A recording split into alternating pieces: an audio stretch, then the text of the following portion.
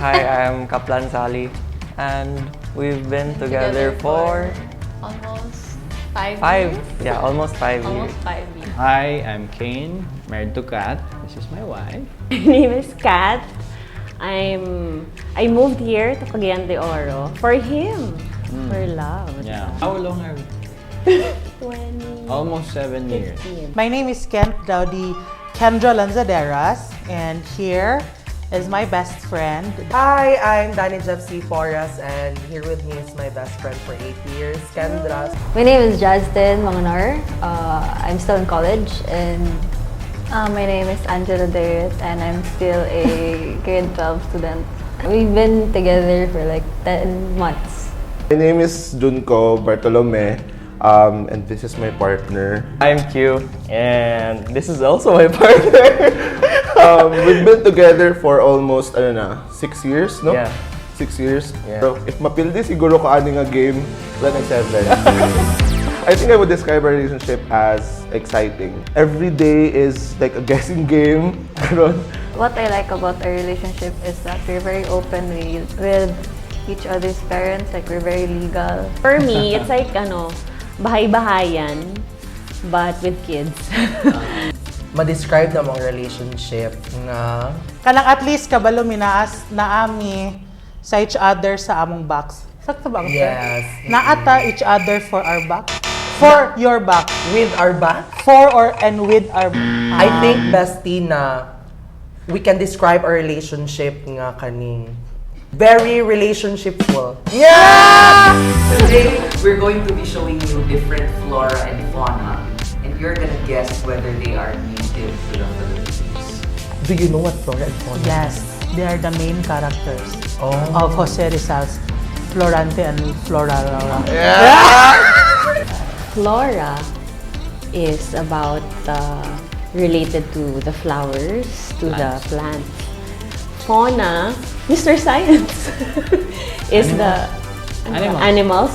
What do you think is a native species? It's something found locally. Native is something that belongs in a specific area. Are you native in the Philippines? Yes, because I was born and raised.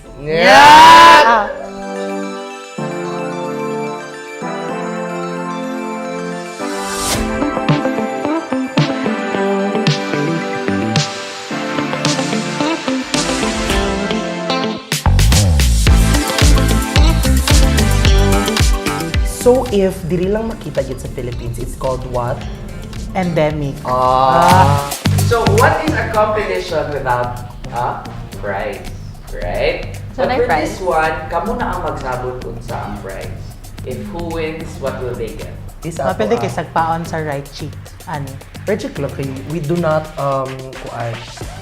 promote violence. Whoever lose, kay will pay for Everyone has to pay. everything. Deal is for the loser to pay dinner. Mga fat chef type of dinner. I will have a nice dinner on my own.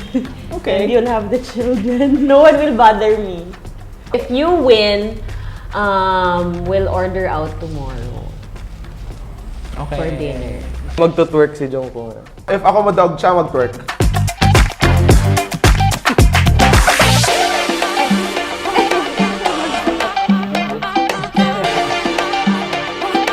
May the best knowledgeable win. Knowledgeable!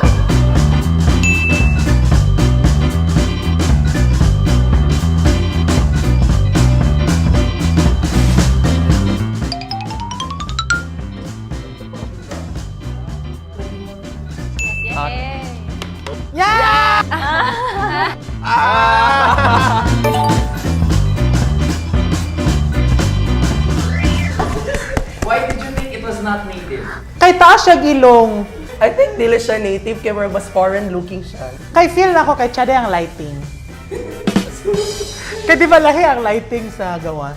Because I saw a video one time sa YouTube na parang andun siya. So I'm like, imposible na from the Philippines. I have seen monkeys sa zoos, and they don't look They like don't that. look like that.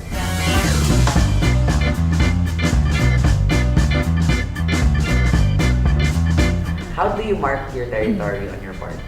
Dili kay ko ga-mark og territory kay I'm cured. Kamu naman kung lisod ni Pulihan.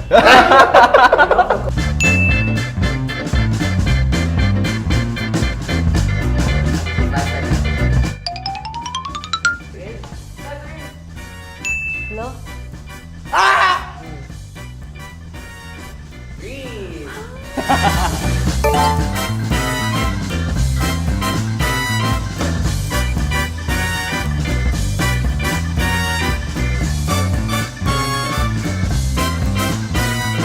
Well, of course, firstly, I feel proud that we have that.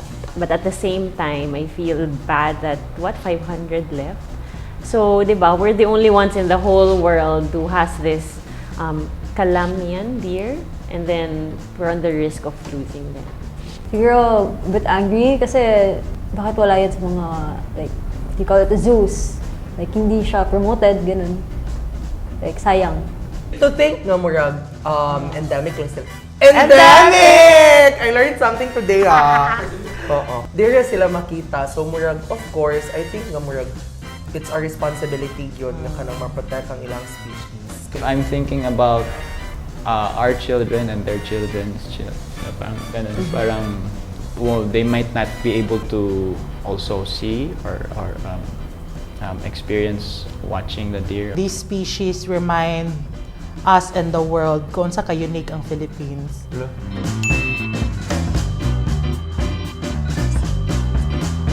Familiar.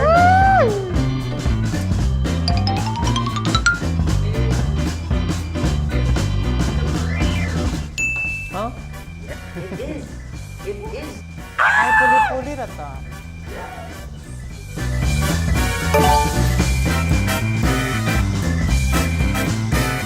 Maybe for me, I felt na it wasn't native because of the color. I think I have a limited view of our snakes here. I feel like they're just black and brown. Basta mga bright colors, mga good kay gadoubt ko if native siya sa Philippines.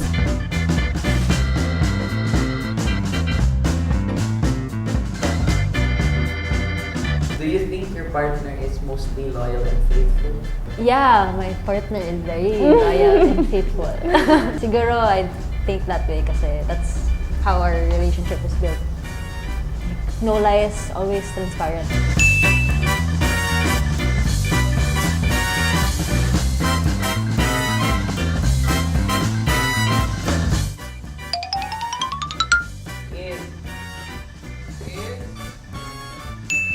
It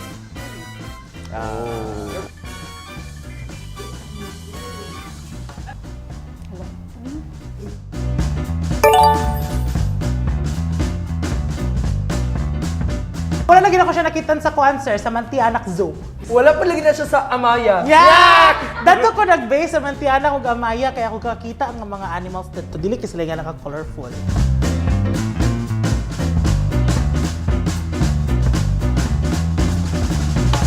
What the government can do to make sure that the bird doesn't get to the point of being endangered is more initiatives on their part and programs to promote it and, breed them. And more security siguro, like find shelters where they can flourish as animals. For example, I thought it was not native because the Western movies or let's say National Geographic, they usually feature a lot of birds. that look like that. Yeah. Looks like that. For me, it's really planning on how to make sustainable development. The fact that they built there, it means that a lot of animals lost their homes, diba? So, how do you do that na still have development but still not scare away these beautiful animals? Same question is, how do we balance that, our expansion of our city and at the same time also preserving? I know for a fact that we have experts that we can talk to, and these experts can for sure help us to come up with ideas on what to do to preserve these kinds of animals. What's sila ilang sir? Asa sila kanang ilang Mindanao native lagi. nga home? Like sa Mindanao. trees ba makita? Trees, yes. O nga. Undisturbed forest. So meaning, undisturbed forest, dapat dili disturb. So, butangan na lang sa Yes. entrance of do not disturb.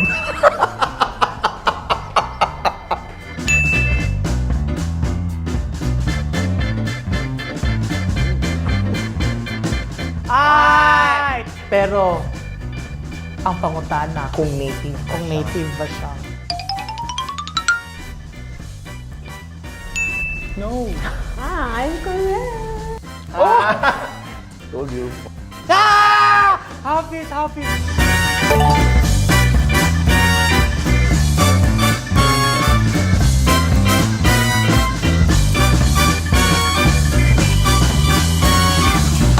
Do you know what this is called? Makahiya.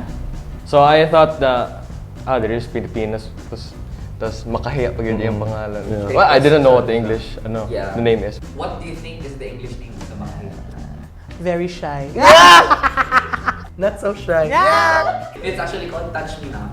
Ah. Or Sensitive Plant. So, yung Spanish name kay Noli Noli me Tangere. In the Philippines, it's called makahiya. In America, it's called touch me not. In Spanish, it's called Noli me tangere.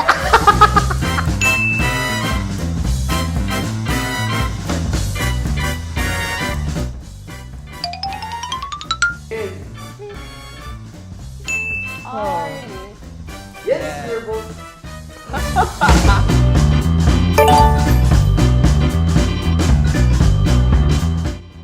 When was the last time you received a flower? From the time na we were together, I've only given her flowers twice. Of course, I appreciate it.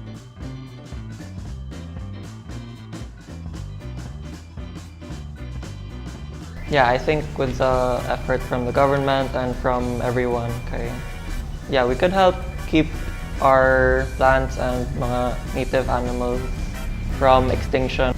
With the pandemic, we've seen a lot of partnership with the private and the public sector, and it is really a success story. So I hope that we will continue to do that here in the Philippines.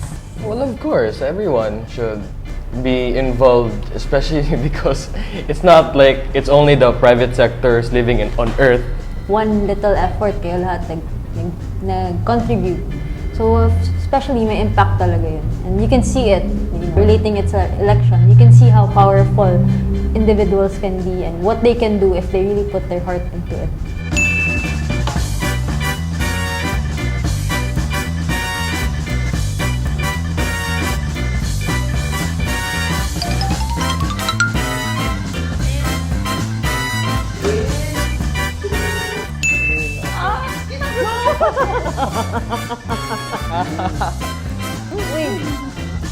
I don't know, it's not a plant na you usually see here in the Philippines.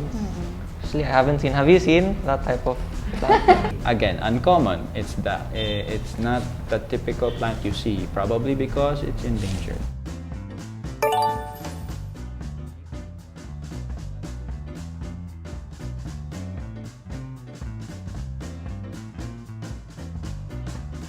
Maybe the word that I could think of is sayang. Because, well, I haven't seen this, to be honest, only in pictures. But if you know that there's something that exists in your country, but you cannot see it, it feels really frustrating and sad also.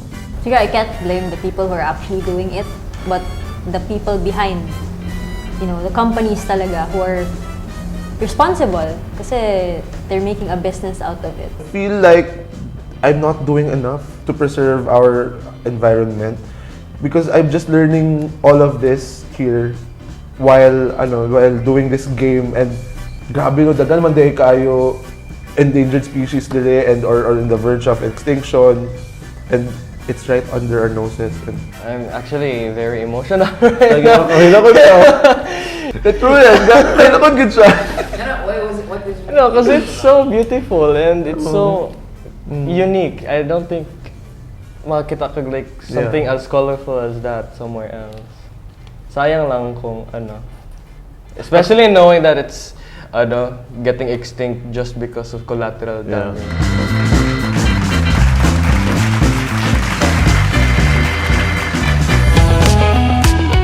My experience overall was, I think for me, honestly, it was overwhelming.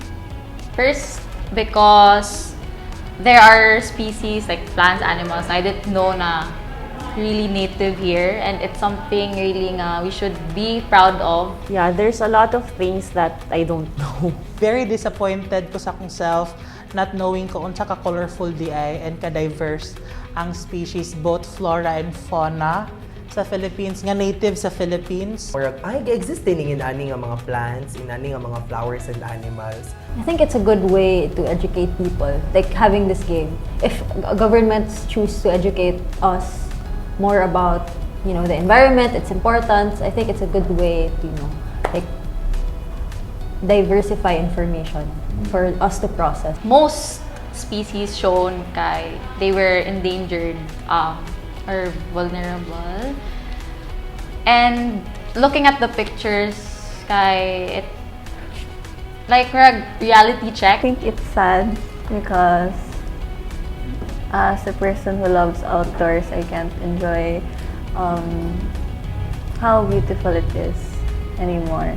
It is the effect good of like deforestation, illegal logging, mga illegal nga stuff bitaw nga dili gid siya dapat kay makadisturb ka sa nature, makadisturb ka sa animals. It's really sad, pero it's what motivates me to do more for the environment. Kay it's the only planet that we have. These are rich resources. It helped a lot of Filipinos, like with their daily needs, like human survival. Like if we don't do anything, like it could lead to environmental destruction here in the Philippines. I don't know everything about nature, but yeah, again, one thing's for sure, this is our home, and just like how we treat our homes sa balay, we take care of it. I think it's as practical as if you live in a house, you should at least know how to take care of it. So if we live in this world or this earth, we should take care of it. Kasi we only have one world. We need the planet, but the planet doesn't need us. I think it's important to protect our environment because we only have one Earth and we have children. The planet, we don't borrow it for ourselves kasi we borrow it for our children and for the next generations to come. It's a call. Wala ta kabalo, and then supposedly default dapat gani nga mas kabalo ta kita mismo as kaning citizens of our country nga. I got emotional because, man, I love the earth. I feel like daghan pa kita wala na explore sa Philippines, and we always look forward to meeting the sakura tree or meeting like other kinds of trees or animals, but wata kabalo nga na hidden gems sa Philippines. Twerk, twerk, twerk, Okay, let's go. Di na ako kaya best friend tag. Yeah! Charis!